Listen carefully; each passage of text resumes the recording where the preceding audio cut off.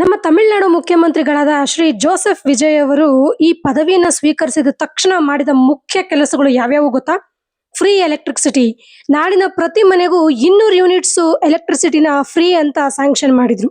ಎರಡನೇದಾಗಿ women's safety and anti drug units, special women protection force ಗಳನ್ನ create ಮಾಡಿದ್ರು ಮತ್ತು ಡ್ರಗ್ ಸ್ಮಗ್ಲಿಂಗ್ ನ ಮಟ್ಟ ಹಾಕೋಕೆ ಹೊಸ ಟಾಸ್ಕ್ ಫೋರ್ಸ್ ಗಳನ್ನ ನೇಮಕ ಮಾಡಿದ್ರು.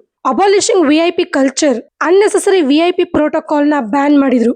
ವಿಐಪಿಗಳು ಈ ಪೊಲಿಟಿಷಿಯನ್ಸ್ ಗಳು ಬರ್ತಾ ಇದ್ದಾರೆ ಅಂದ್ರೆ ಟ್ರಾಫಿಕ್ ಎಷ್ಟು ಜಾಮ್ ಆಗುತ್ತೆ ಅಂತ ಅನುಭವಿಸಿರೋರ್ಗೆ ಗೊತ್ತು. ಆದ್ರೆ ಇನ್ಮೇಲೆ ಈ ತರಹದ ಅನ್ನೆಸೆಸರಿ ಟ್ರಾಫಿಕ್ ಟ್ರಬಲ್ ಇರಲ್ಲ. ಇದಿಷ್ಟೇ ಅಲ್ಲ, 700ಕ್ಕೂ ಹೆಚ್ಚು ಬಾರ್ಗಳನ್ನ ಮುಚ್ಚಿಸಿದ್ರು. ಟ್ರಾನ್ಸ್ಪರೆಂಟ್ ಗವರ್ಮೆಂಟ್ ನ ನಡೆಸ್ತಾ ಇದ್ದಾರೆ ಅಂತ ಎಲ್ಲರಿಗೂ ಖುಷಿ ಅಂತೂ ಆಗಿದೆ.